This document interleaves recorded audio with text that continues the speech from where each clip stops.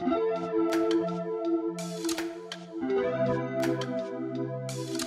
everyone, welcome to another video. My name is Kylie, if you didn't know, and today I will be filming a book haul. And if you've seen any of my recent videos, you may be wondering, Kylie, what happened to your book buy ban? And I will say that it is reinstated for now, but I have reasons for why I broke it, and I will briefly get into them right now. But essentially, to set the scene, I was on my way to get a haircut in a neighborhood that is not necessarily super close to me. I wouldn't say it's extensively far, but it took me maybe from door to door like 40 minutes because, you know, you have to walk to the station, public transit, and then from the station to the destination and everything. So it took a while, and I get there and I was already having like a weird day, and I get there and they said that they didn't have my appointment in their system. And, you know, it's really, in the grand scheme of things, wasn't a big deal whatsoever. But for whatever reason, I walk out of the salon and I'm not crying, but just like tears are streaming down my face as I'm walking back to the bus station. I have this overwhelming feeling of frustration because this same thing happened not to me, but to my dog. And so essentially the same thing happened to him like a month ago, and then I had to wait like an additional month to book him. And anyways, that was kind of a side tangent, but I was just like, I just don't know why it was happening, because I booked it by phone, so I couldn't have had an error on that end because I didn't have control over what was input into their system. I just told the person on the phone my info. So anyways, that was not going well, and I was just feeling very emotional that day, and so tears started streaming down my face. Get to the bus station, check my phone, it's supposed to come in like 10 minutes, so you know, I'm waiting 10 minutes. Sometimes the bus is late, so you know, the bus still isn't there. And then I text the thing on the bus station sign, and it basically, you can text it for updates, and it says that there are no scheduled buses to come to that stop. And that basically went almost straight to where I live, and the only other way to get home, unless I wanted to take like a $35 Uber, I don't know if it would have actually been $35, but it wouldn't have been cheap. The only other way I could get home was by train, and the closest station that, you know, matched up with the stations by my apartment was like a 25-minute walk. And it was excruciatingly muggy outside. I was wearing my platform Doc Martens and jeans. Don't ask me why I chose that outfit. I guess I didn't anticipate having to walk in the heat for collectively probably an hour or so that day, or in that excursion, whatever. I'm being very dramatic about this. I just want everyone to know that I realize in the grand scheme of things, this is not a big deal whatsoever, and I'm just bitching about my inconveniences, but I'm gonna do it anyway. I just want you guys to know that I'm not delusional. I have a normal level of self-awareness, so just want to disclaim there. But anyways, on my walk to the train station, I walked past a bookstore, and you know what, I was like, okay, the only way to cure these feelings of frustration are through books. And I walk in, and I was just gonna look, I wasn't gonna go crazy, and then one thing leads to another, and I went crazy, and I have a stack of 7 books in my hands. But I will say, I went to Open Books in, I think it's technically West Loop, but it's kind of on the cusp of West Loop and the Loop, if you're familiar with Chicago. But I walk in, and there I just see a ton of books that I have been meaning to pick up, and these are all books that I haven't been able to find used at any of the used bookstores that I've been to in the area. So I'm just like, you know what, fuck it, I'm here, I'm just gonna buy them. I also will note that this particular store had some of the best prices that I've seen in all of the used bookstores across the city. I got a handful of these books for $5, and I think every single book was at least less than $8, and I have, I think, a hardback or two in here. I don't exactly remember. But yeah, it was collectively maybe $45 for 7 books, which I think is a great deal considering the books that I actually got. They're all very relevant and new books. So for the most part, I do have a couple classics or one classic or something like that. But anyways, it was a great haul. I don't regret it whatsoever. I will be reinstating my book buy ban for now. Other than Beautiful World, Where Are You? I'm not letting myself buy any new books. If I stumble upon a used bookstore and I find a book that I've been meaning to read, not just like a random book that I see, then maybe, you know, I might buy it, whatever. I'm just gonna be less strict on myself and focus on actually reading the books that I have. But anyways, I know that was a lot of rambling for the beginning of this video, and most of you probably didn't watch it, and that is completely okay, because if I was watching myself talk about the things that I just did, I probably would have skipped through. So no judgment on my part. But anyways, I'm just gonna get right into the haul, or I guess not really right into the haul, but I will be getting into the haul now. So before I get into the books that I bought at my most recent shopping trip, I do have a few books from Book of the Month that I want to show you guys that I got. I do have a subscription to Book of the Month. I personally like it because I am exposed to books that I usually wouldn't see or pick up, and also they have early releases. So like, for example, I got Malibu Rising before it came out, so that was kind of cool. Not through anything special, just through Book of the Month. So I kind of like Book of the Month in that sense. So the first book that I have to show you, if you watch my August TBR, you would have already have seen that I had this, but that is the vinyl revival of Opal and Nev.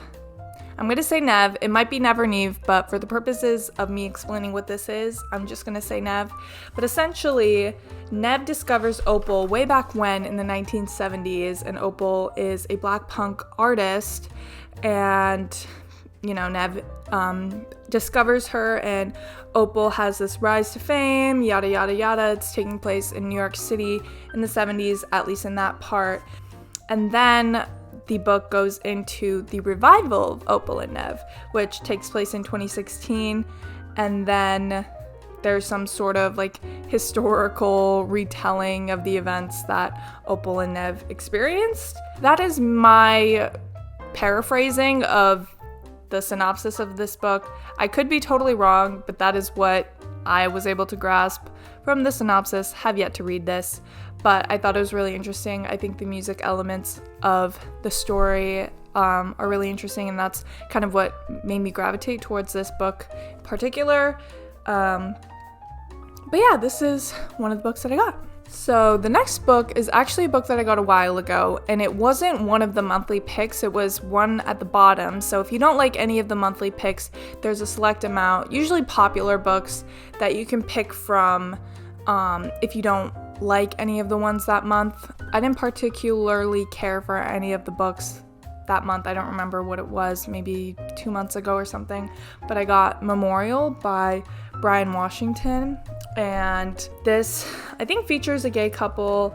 One of the guys has to go to Japan to visit his father, but then his boyfriend is living with him, the guy who's going to Japan. His mom is also visiting him simultaneously or something. So essentially, he goes to see his grandpa in Japan, and then his boyfriend and his mom are like hanging out at his house or something like that. And so I think that's what the dynamic is. I could have mixed things up, but there's something along those lines happening here.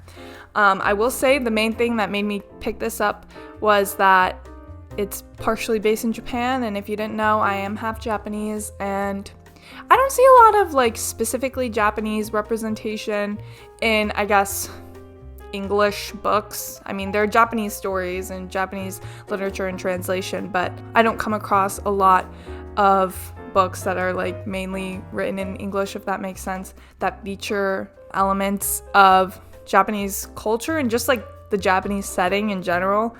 So I couldn't pass this one up. So interested to pick this up. We'll see how it all ends up playing out. But yeah, I have Memorial by Brian Washington. So the next book that I got is the most recent book of the month pick that I got, and that is Damnation Spring by Ash Davidson.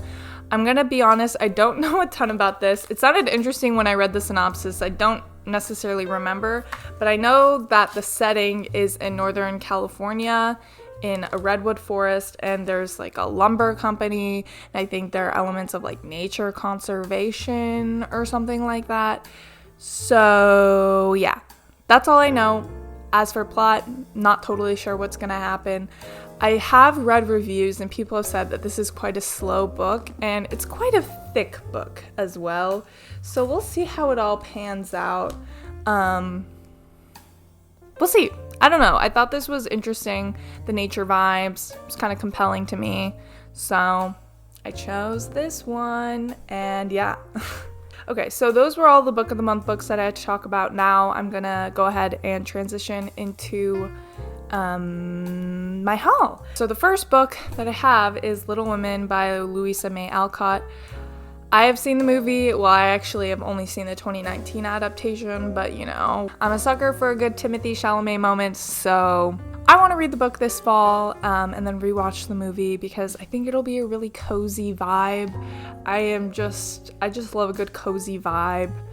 I think coziness is the feeling that I strive for most in life. And so I picked this up.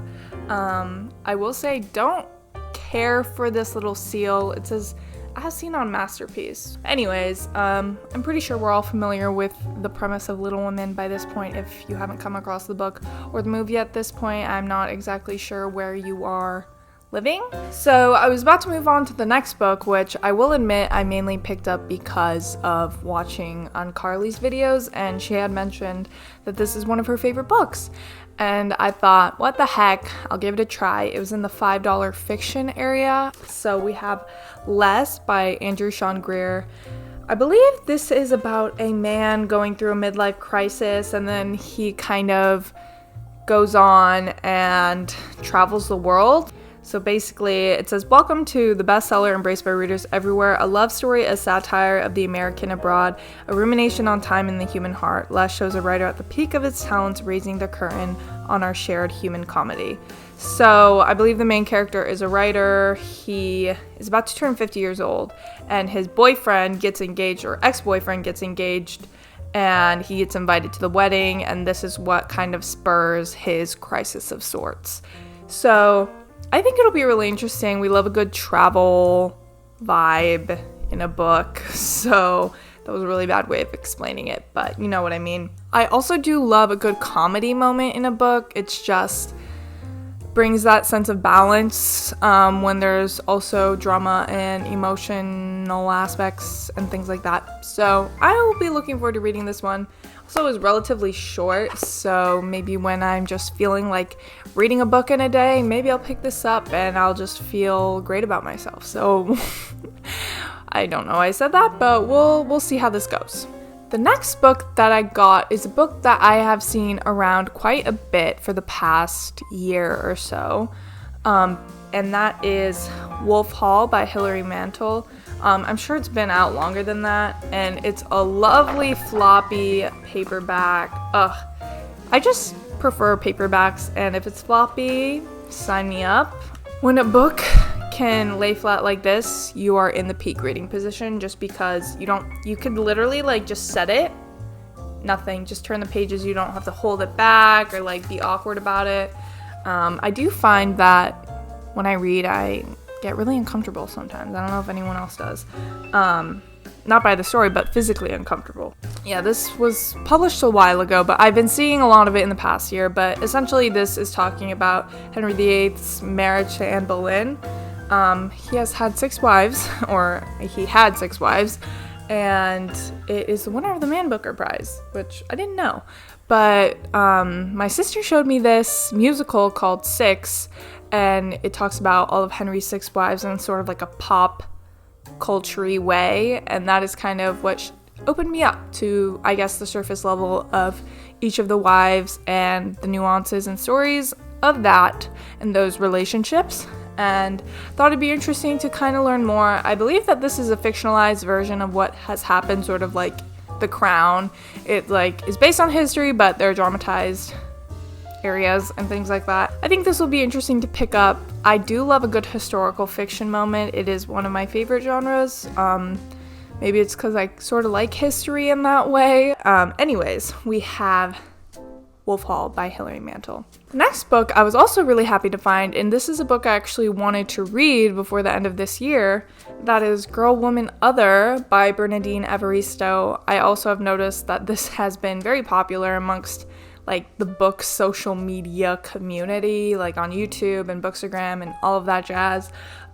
This follows, I think, a handful of Black British women and talks about their experiences as being Black women in Britain. I never know if I should say the T or not. Anyways, I think this book will be interesting because it offers a story from perspectives that I don't have the experience of living through. And, you know, it won the Booker Prize. So, you know, we have that prize under our belt for this read. Really wanted to pick this one up mostly just for my own personal, like, knowledge. Not even knowledge, but just to kind of read about more diverse perspectives and things like that. And I know this one is very popular, so I really think it'll work out great. So we have that. Okay, the next book that I have is Everything is Illuminated by Jonathan Safran Foer.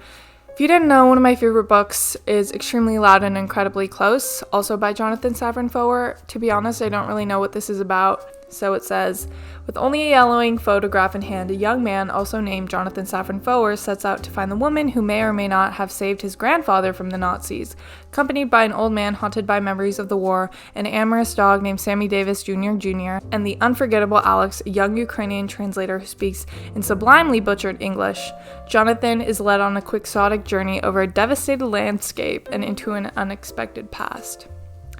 So, I mean, that kind of hooked me in. I don't know, that sort of quest vibe. And there we've got sort of like the historical fiction elements coming in. I assume it's going to be taking place in present day. So there's just a good amount of quirk, not too much where it's cringy. That's my impression of it so far. If you read this, let me know. If you've read any of these books, let me know how you've liked them, of course, down below. But I was really excited to find this. I've kept my eyes peeled. Every time I go to a used bookstore, I look for Foer.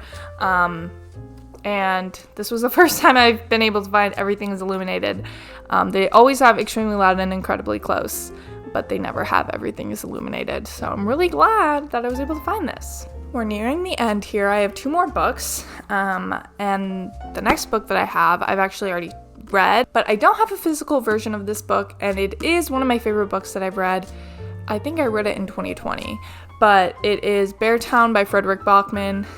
I feel like Frederick Bachman, at least in my age group, people like him and some people don't. I really like his stories. I feel like I connect with his stories a lot. But, you know, to each their own. I have Us Against You in the physical copy. I listened to this on audiobook the first time that I read it, and I wanted to reread the both of them because he's coming out with a third in what it will now be a trilogy, the Beartown trilogy. And so I just wanted to have them because I really enjoyed the stories, and I feel like I should have a physical copy if I want to give them to people or reread or whatever it may be. So yeah, this is basically about a town in Sweden, very cold town, and they are basically centered around hockey. And this book, what I really loved about this book is that it centers around a community and kind of how this community implodes after the rape of the hockey team's manager's daughter. And that's not a spoiler, it happens in the beginning of the book. And that is what the plot is kind of centered around. The girl is named Maya, and it talks about her personal trauma and the experience of that, while also kind of the injustice that happens following a rape, and the gossip and the drama, not among just the kids, but also the adults and parents of the community. So I think in a lot of ways, it's interesting commentary on how adults interact with each other as well as high school kids, and just the dynamic of communities and different families and rivalries that are more subtle but also very overt at the same time, if that makes any sense. So anyways, I just really like this book personally, and I wanted to have a physical copy of it, so I bought it. It was $6.50. So, and the last book is arguably one of the books that I'm most excited about, and that is Exciting Times by Nisha Dolan. It's a hardcover copy, and I got this for $8, and I've never been able to find this used, and considering it's a relatively recent book to have come out, if I'm not mistaken, it was published in 2020, so yeah, it was relatively new, and I haven't really seen them pop up in used bookstores yet, but I saw actually a few of these in there, so I have no idea how they got their hands on them. It's in basically next to new condition. I believe this book is a love triangle sort of centered around this one girl who moves to Hong Kong to spend her days teaching English to rich children, as per the inside flap. The sentence at the top says, an intimate, bracingly intelligent debut novel about a millennial Irish expat who becomes entangled in a love triangle with a male banker and a female lawyer. So, my feelings on love triangles are complicated. I mostly don't like them, but we'll see how I feel after having read this. I also have noticed sort of mixed reviews on this. Some people really like this and some people are kind of just like indifferent about it. So we'll see how I feel. You know, I feel like a lot of people are hopping on like the Irish literature trend after normal people and everything, and I would say I probably have fallen into that as well. But you know, not complaining by any means, but that was the last book that I have for this haul. It is a decent amount of books given the fact that I wasn't supposed to buy any books, but here we are anyways. So hopefully you'll be seeing these books in my wrap-ups in the near future, at least hopefully before the end of this year. That would be great if I could finish at least what I have on my physical TBR by the end of this year. But anyways, I'm going to stop rambling because I just spent this whole video rambling. I really hope you guys enjoyed watching. I appreciate every single one of you, and thank you so much for 700 subscribers. That's all I have to say for this video. I hope you guys enjoyed watching, and I'll see you in my next one. Bye!